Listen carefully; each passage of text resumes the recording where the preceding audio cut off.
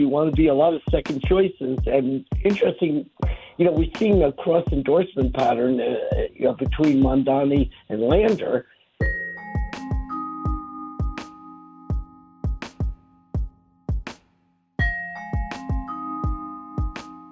Hi there, it's WAMC News Director Ian Pickus. And on this episode of the WAMC News Podcast, what to expect in Tuesday's New York City mayoral primary results. Former New York Governor Andrew Cuomo appears poised to complete a stunning political comeback in Tuesday's Democratic primary for New York City mayor. That's according to the new Marist Poll, which finds Cuomo is the top choice of 38% of likely voters, including those who remain undecided.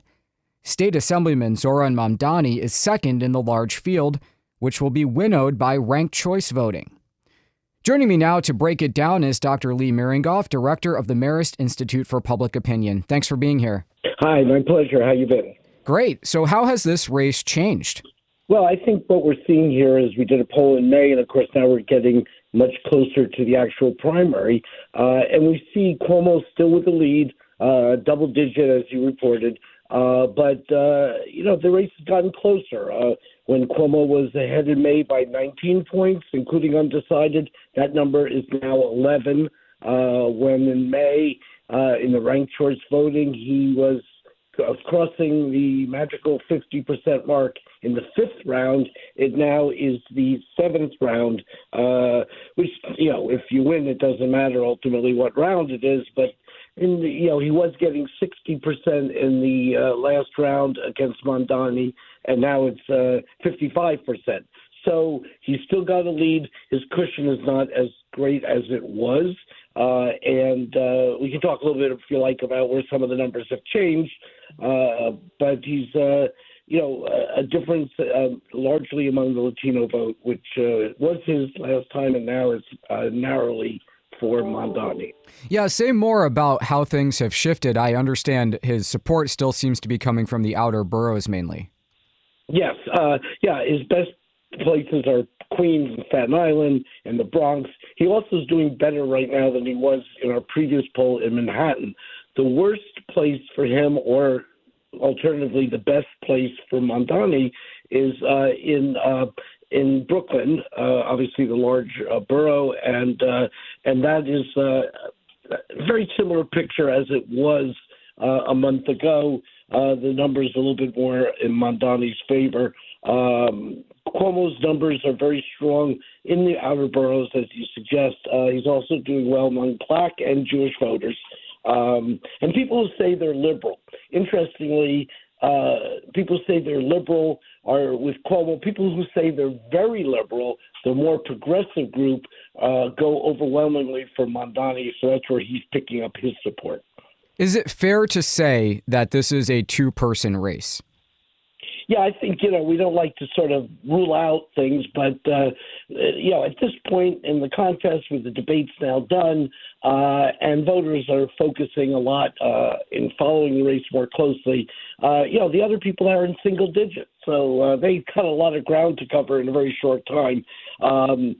As far as Cuomo and Mamdani are concerned, we do see, as you indicated, 11% remain undecided. And there are, in the ranked choice voting, another 11%, a different group, happens to be the same number, who are neither putting Cuomo nor Mamdani on their ranked choice rating of 5 people. And so you do have a lot of voters still on the table. Cuomo's numbers haven't really changed. The difference and the reason it's closer is because Mamdani's numbers have increased.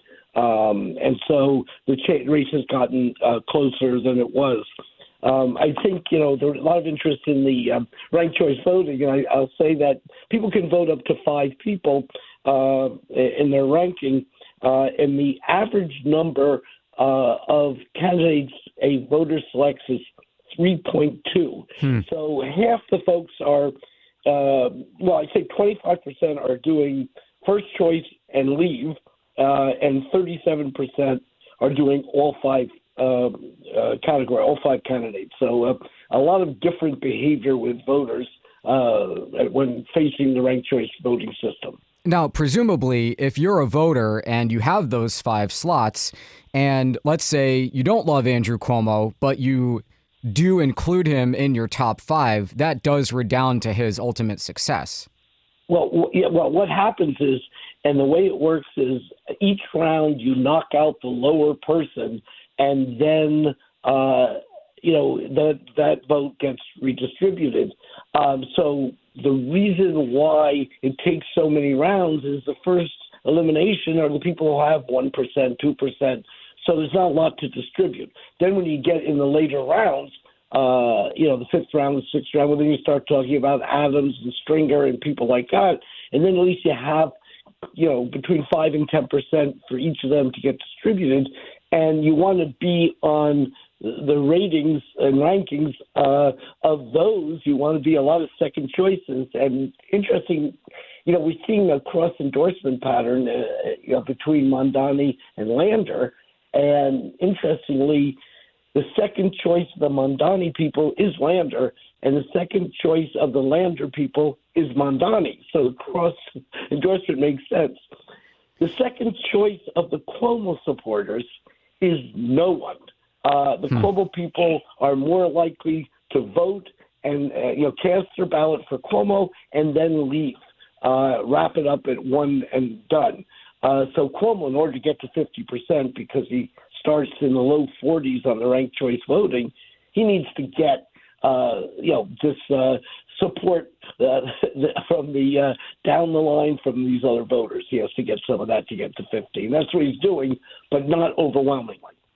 So, Mamdani is doing what I think a underdog in this kind of race should be doing, which is projecting a lot of confidence and talking about the fact that the race is tightening and they've got momentum and so on. But looking at your poll, do you see a path where Mamdani could spring a surprise win here? Only if he captures a lot of the undecided and people who are not putting Cuomo nor Mamdani on their ballot ultimately opt from one of the others to Mamdani in their first or second choice. And that's how he could close the gap. There are a significant number of people still on the fence, and what they do in the closing week as people are already starting to vote, of course, that will determine it. So there are people, a large number, still on the table. If this was just a normal election process and someone was ahead by 11 percentage points, in the closing week while people already started voting, that would be probably enough for, in this case, Cuomo to win a plurality and win the election, the primary.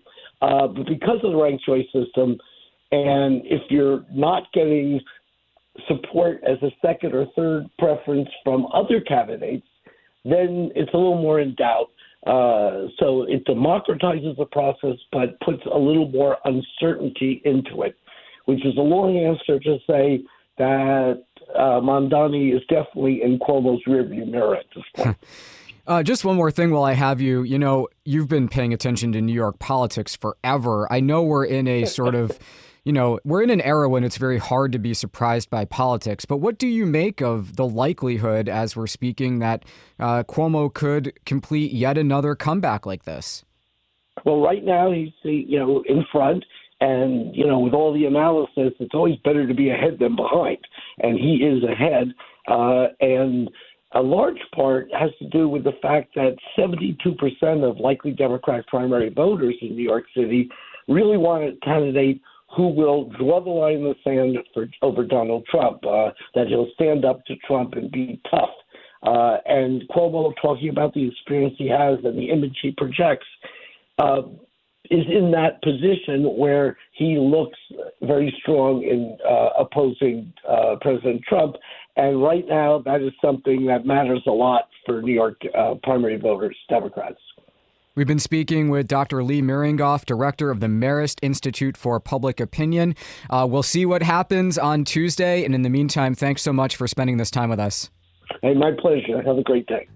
Okay, that does it for this episode of the WAMC News Podcast. Thanks so much for listening. Until next time, I'm Ian Pickus.